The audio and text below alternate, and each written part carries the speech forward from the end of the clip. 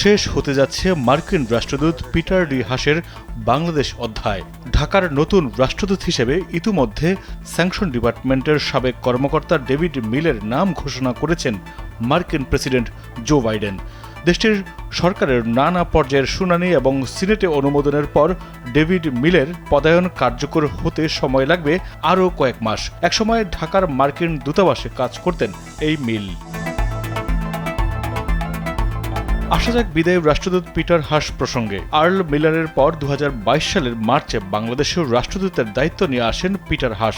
দায়িত্ব নেওয়ার পর প্রথম কয়েক মাস স্বাভাবিক নিয়মে রুটিন কাজ করে গেছেন তিনি। তবে 2022 সালের ডিসেম্বর থেকে তাকে দেখা যায় বাংলাদেশের অভ্যন্তরীণ নানা বিষয়ে নাক গলাতে। 2022 সালের 14 ডিসেম্বর গুম হওয়া ব্যক্তিদের স্বজনদের সংগঠন মায়ের ডাকের সঙ্গে বৈঠক করতে তেজগাঁয়ের শাহিনবাগে বিএনপির নিখোঁজ নেতা সাজেদুল ইসলাম সুমনের বাড়িতে যান তিনি।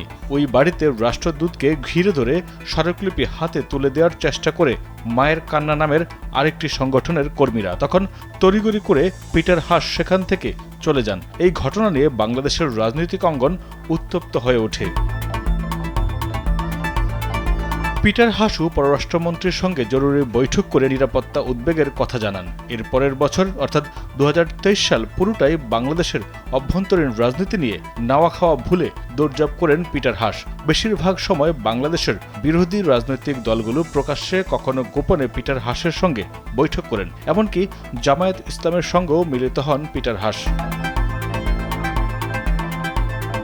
এছাড়া সরকারি দল আওয়ামী লীগের সঙ্গেও দেখা করে নানা বিষয়ে কথা বলেন তিনি। সব মিলিয়ে কূটনৈতিক নয় বরং অনেকটাই রাজনৈতিক কর্মীর মতো ছিল তার আচরণ। এ সময় আওয়ামী লীগ, বিএনপি ও জাতীয় পার্টিকে শর্তহীন সংলাপে বসার আহ্বান জানিয়ে ডোনাল্ড লু ও পিটার হাস চিঠি দিলেও তাতে সাড়া দেয়নি কোনো দলই। গেল বছরের 24 মে মার্কিন রাষ্ট্রদূত তাদের পুরনো ভিসা নীতি নতুন করে ঘোষণা দিয়ে জানায়, সুষ্ঠু নির্বাচন ও গণতন্ত্র বিকাশের অন্তরায় হবেন যারা, তারাই পড়বেন ভিসা নীতির আওতায়। বিশ্লেষকদের একটি অংশ মনে করেন পিটার হাসকে একটি এজেন্ডা দিয়ে বাংলাদেশে পাঠানো হয়েছিল, কিন্তু বাংলাদেশের রাজনৈতিক পরিস্থিতি অনুকূলে না থাকায় সে মিশন ব্যর্থ হয়েছে তার। পিটার হাসের চ্যাপ্টার ক্লোজ হলেই আসছে মার্কিন নিষেধাজ্ঞা বাস্তবায়ন বিষয়ক সাবেক পরিচালক ডেভিড মিল। বর্তমানে কর্মরত আছেন চীনে। তবে তার আমলে ঢাকা মার্কিন পররাষ্ট্রনীতিতে খুব একটা পরিবর্তন আসবে না বলে মনে করছেন কেউ কেউ। তবে প্রশ্ন জেগেছে, ডেভিড মিল কেমন হবে পিটার হাসের উত্তরসূরি? এমন একটি খবর প্রকাশ করেছে সময় সংবাদ।